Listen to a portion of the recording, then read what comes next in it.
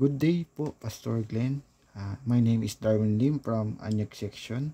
This is my topic. It's all about new spirit. Na ibig sabihin po is to regenerate, produce new heart by the help of the Holy Spirit.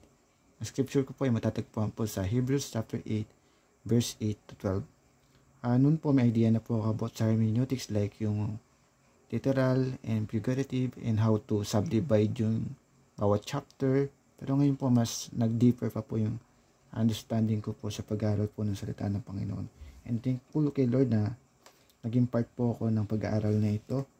Isa po sa mga natutunan ko po yung paggamit ng mga tools like yung Bible Dictionary, commentaries, Bible Hub, at marami pa pong iba. At sabi nyo nga po, marami pa po dapat po tayong matutunan sa pag-aaral ng salita ng Panginoon. Kaya po handa po dapat tayong matuto. Basahin ko po ang scripture po. But God found fault with the people and said, "The time is coming, declares the Lord, when I will make new covenant with the house of Israel and with the house of Judah. It will not be like the covenant I made with their forefathers when I took them by the hand to lead them out of Egypt, because they did not remain faithful to my covenant, and I turned away from them, declares the Lord.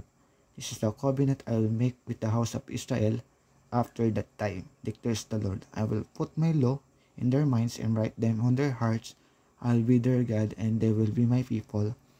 No longer will a man teach his neighbor or a man his brother, say, know the Lord, because they will all know me, from the least of them to the greatest. For I will forgive their wickedness, and I will remember their sins no more." Isa po ito sa mga ginagawa ko po. Hina-highlight ko po yung mga important words. Like yung paulit-ulit po, like yung natutunan po sa hermeneutics. Pag paulit-ulit, yun din po yung binibigyan niya po ng diin. Like yung declares the Lord, na ibig sabihin po na God official, God's announce. That's why we need to be excited for the new covenant. At itong scripture din po nito matatagpuan din po sa Jeremiah 31 verse 31 to 34 na sinulat po ni Jeremiah. At siguro yun po isang ko na bakit po naulit po yung salita ng Panginoon sa New Testament. Isa rin po siguro sa dahilan dahil gusto niya po na paunawa uli na ako yung Diyos niya na buhay. And there's a new covenant. At ayan po, punta po tayo sa introduction. The Epistle of Hebrew. Bible is a unique and challenging book of the New Testament, but for Christians willing to take time to read and reflect on it, they will be reminded of how blessed they are to have trusted in Christ. The idea that Christ and New Covenant are better than Moses and Old Testament, and it emphasizes the significance of maintaining unwavering faith and the fear of apostasy. Historical background.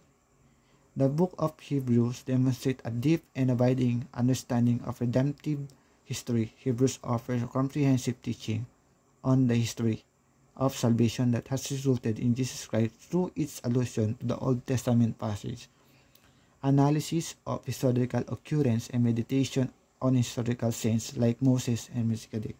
Location. The letter was addressed to Jewish followers of Jesus, probably in Judea and Galilee, who were being tempted away from faith. The letter is known to history as the Epistle to the Hebrews, or the book of Hebrews, or simply Hebrews. Literary background. Author. Paul wrote the book of Hebrew. Who wrote the Epistle of Hebrew? In truth, only God knows. Because base po sa pag-aaral ko po, medyo hindi pa po natutukoy kung sino po talaga yung sumulat nito. May nagsasabi po na si Apollo, si Barnabas, but kinukonsider din po si Paul na nagsulat nito dahil sa mga parallel verse na makikita din po sa Colossians, Ephesians, sa mga sinulat ni Paul. But sabi ko, nga po, kung sino po nagsulat ay ang Diyos lamang po ay nakakalam. Lahat naman po ng salita ay nanggaling sa Diyos at nagagamit ito sa pagtatama at pagre-rebuke sa mga mali, at nagagamit po sa pag-train ng mga Kristiyano. Date of written. Yun siguro yung follow-up question ko po, Pastor Glenn, na sino po sa palagay niyo po yung sumulat po ng Book of Hebrew. Date of written. There are certainly strong implications that was written prior to 70 AD. There's no mention of destruction of Jerusalem in the temple.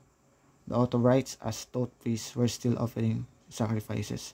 Purpose of writing to prevent his reader from abandoning their faith in Christ, to encourage his Jewish brethren not to go back to old law by showing the superiority of Christ and his covenant, to give heart to Christians who have endured but being tempted to waver in their faith, warnings against falling away. Indeed, the purpose of this epistle has been to exhort and encourage his readers. Characteristic, Hebrew is more of an extended sermon that repeatedly refers to Israel's scripture and practices. It is the longest sermon in scripture about why and how Jesus Christ is superior to all things.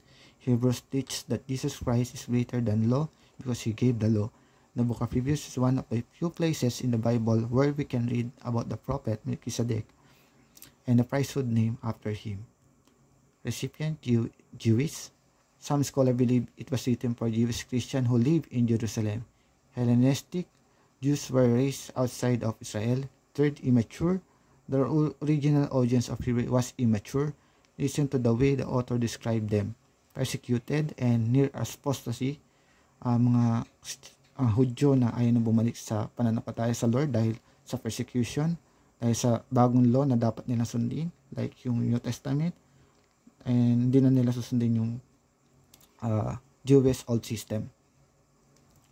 Theological implication, Hebrews picture Jesus better than angels as bringing better lives to humanity through salvation, as offering a better hope than the Mosaic law could promise, as a better sacrifice for our sin than a bull or goat, and as providing a better inheritance in heaven for those who place their faith in him. Interpretation, the superior excellence of the priesthood of Christ above that Aaron is shown from the covenant of grace, which Christ was mediator, the law that not only made them subject to it, liable to condemn for the guilt of sin, but also was unable to remove their guilt and clear the conscience from the sense and terror of it, whereas by the blood of Christ, a full remission of sin was provided so that God will remember them no more. God once wrote his law to his people. Now he will write his law in them. He will give the understanding to know and to believe his law. He will give the memories to retain them. He will give the hearts to love, to courage to profess them, and power to put them in practice. This is the foundation of covenant, and when this laid, duty well done wisely, sincerely, readily, easily, resolutely, constantly, and with comfort. Application, to serve as a reminder of how fortunate we are to have placed faith in Christ, to emphasize to you the superiority of Christ and new covenant over Moses and the old covenant, to caution you about true danger of apostasy and the importance of holding fast to our faith. God has written his word on our hearts that no one can get. Ito po sa mga natutunan ko sa scripture po na ito. God found fault to his people.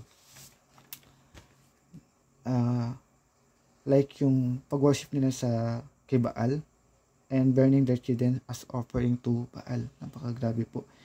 And people wipe or become rebellious children at ginagawa po nila kung ano po yung gusto na nilang gawin.